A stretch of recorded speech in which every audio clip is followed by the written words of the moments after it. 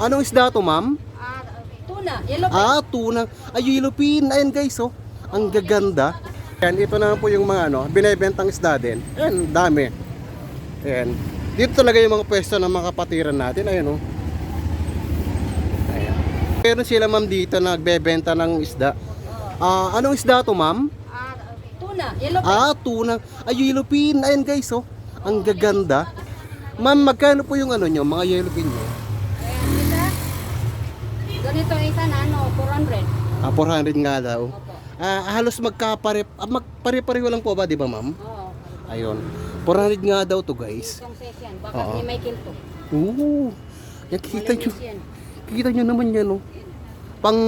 Mga pang 5 tao hanggang 7 tao oo. siguro. Mga 10 tao siguro. Ang laki kasi, tinan nyo naman yan.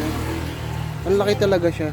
Tsaka sila, ma'am, kasi dito, marami silang mga binebentang dito. Ayan, mga tuyo. Ayan, di ba meron sila. Ma'am, ano pong tawag dito sa inyo, ma'am? Ayun, Sakurago. Sakurago. Kararating yan. Sakurago. Mindanao. Oo. Parang sibuyas, tama di ba, ma'am? Oo, sibuyas man yan. Sibuyas talaga, kaya Yan nang... ang sa Mindanao. Yan, oo. Bali ito kasi yung pinakasibuyas nila doon. Ayan, mayroon silang mga danggit. Ang tawag doon. Ayan, kita yung mga daing. 300 pesos lang. 300, 350, may 250, ayan, may 450. Yung malalaki, Ang 450. palaya galing Mindanao. Ay, oo. Ang palaya ang galing. Hindi Mayroon nga pala silang dito, guys. Ipapakita ko sa inyo. Ang palaya. Ayan. Ang palaya nga daw nakakaiba. Ayan, pap. Ma'am, okay lang po ba? Kuha ko ng isa. Ito. Ayun. Kita nyo to? Hindi pa na plastic kasi Ang palaya. Yung ang palaya nila. Oh. Kita mo yan? Kakaibang ang palaya. Ako nga din parang ngayon nga lang din ako Galing nakakita Mindanao ng yan, galing Mindanao. ang palayang ganito. Ayan. Sarap yan. Ay, kita mo itong mga isda nila, guys. Ayan, kung gusto nyo pong bumili, ayan, hanapin nyo si ate dito. Ayan, baka bibigyan kayo ng discount. Ma'am, anong pangalan nila, ma'am? Pati ma'am.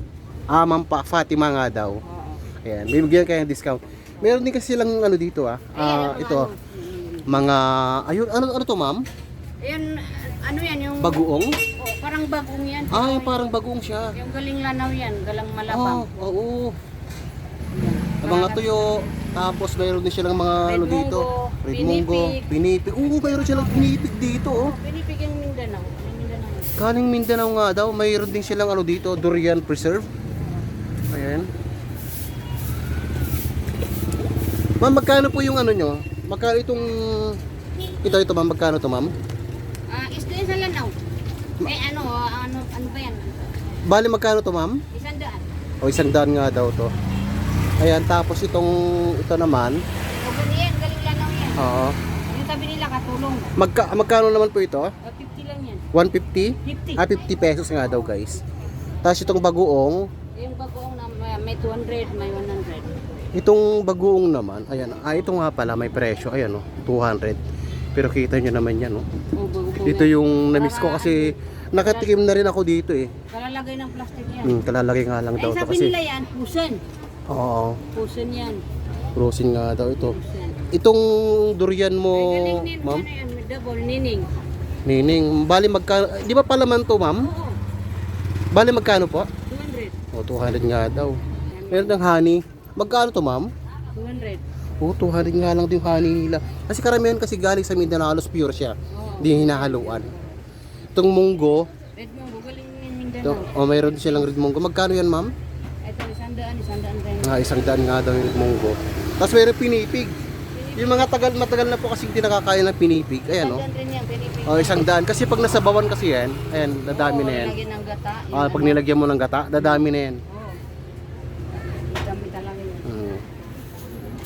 Yan, papakita ko lang ulit sa inyo yung pwesto nila, ma'am. Ito yung pagkagaling ka ng arko. Ayan. Kanang ka lang dito sa kanila. Oo. Camping. Ayan yung, yan yung pwesto nila.